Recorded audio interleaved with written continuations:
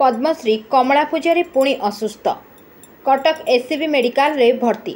आज स्वतंत्र आंबुलांस जोगे तांको कटक अणाଯାଇ एससीबी रे मेडिसिन विभाग रे भर्ती करा जायछि। एससीबी मेडिकल आईसीयू रे भर्ती करा जाय तांकर चिकित्सा चलछि। किडनी जनित समस्या सह ज्वर रोग रे आक्रांत होइछन्ति कमला पूजारी।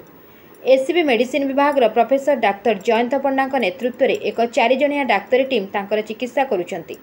मेडिसिन विभाग, डेंटाल विभाग, नेफ्रोलोजी विभाग और पल्मोनारी मेडिसिन विभाग डाक्तरों को नहीं यह डाक्तरी टीम गठन करा जायछि।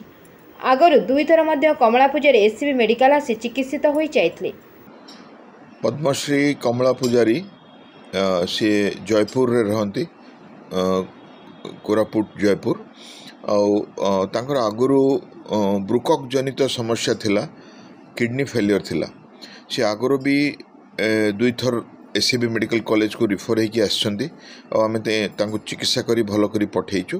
एबे किछि दिन हब सी खाई पारि नाहंती काहेकि तांकर टी इन्फेक्शन रही, पार्टी भितर इन्फेक्शन रही, दांत बथा मध्य होउछि आमे जहाँ देखिलु। आ क्रिएटिनिन बढ़ी जाइछि।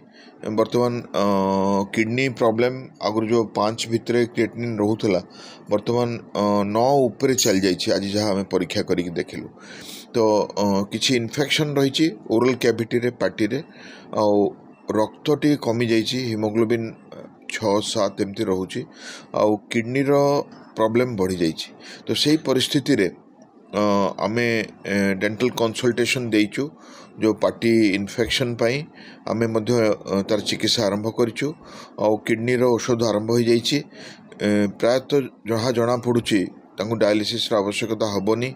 वर्तमान आमर प्रोफेसर अरुणा आचार्य जी नेफ्रोलॉजी विभाग रो हेड से पर्सनाली तांको फॉलोअप करुचंती आउ से ओरली खाई पारुचंती। लिक्विड आउ सेमी सॉलिड डाएट रे तांको रखा हिची। प्लस इन्फेक्शन पाई, किडनी पाई आउ जो ज्वर पाई तांको मेडिसिन मध्य दिया हिची।